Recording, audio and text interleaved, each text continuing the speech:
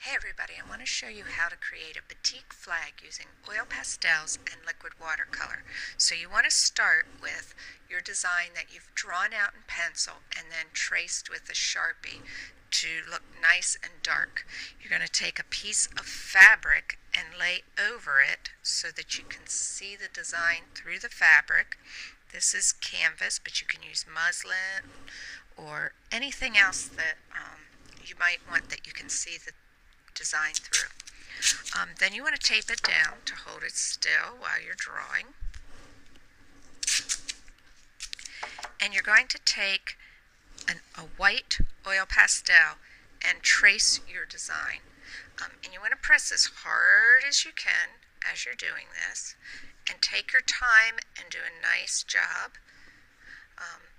The more carefully you trace it and the more time you take in doing it, the better it will look. So don't rush. You want to do a nice job. The shape that I'm doing, the owl, is an organic shape. We all know organic shapes are shapes that come from nature that don't have their own special name. And most animal and plant shapes are organic shapes because they come from nature. So I'm tracing the beak now, and of course this doesn't look like a real owl. This looks like my drawing of an owl, my vision of an owl. So since it doesn't look realistic, we say that it is abstract, because you can still tell that it's an owl, but it doesn't look like a realistic owl. It's kind of fun. I'm going to color in the eyes real dark. Now the eyes are not an organic shape, they are a geometric shape. It's a little bit hard drawing on the fabric, so you have to just press hard, be careful, do the best that you can. Sometimes if you have to, you can go over the line a second time if you feel like you didn't press in. You want to try not to smudge the lines though. The sharper the lines, the sharper your batik image looks. So in real batik that's done in Asia and Africa is not done using oil pastels. It's done using wax, or sometimes they also will use rice paste or cassava paste or even mud.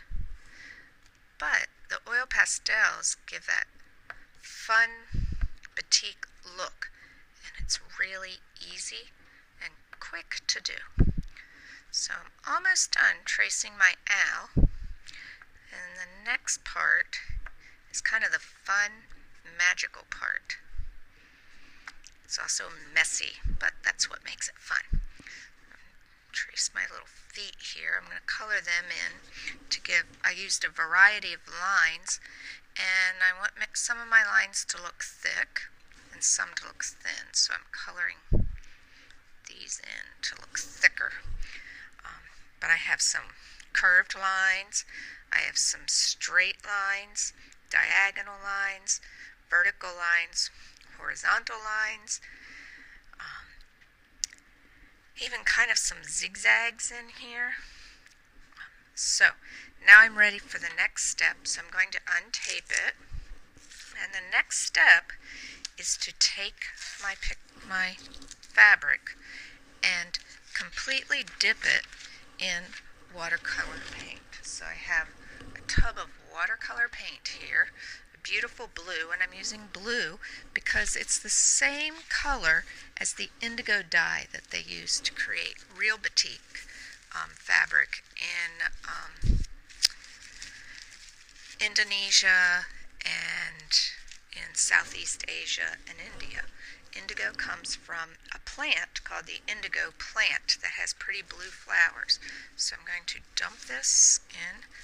I'm wearing a glove because even though watercolor paint does wash out of most things. It takes a while to wash it out of my hands, and I don't want to walk around with blue hands for a couple days. But I want to be able to press that in for a while so that it can really soak up the color from the watercolor paint. So I'm going to let that set for a little while. And once you've let it set for a while, you want to get a newspaper and you want to pull it out. Just take your gloved hand and pull it out and lay it on the newspaper. And I already did one that I'll show you that I just pulled out.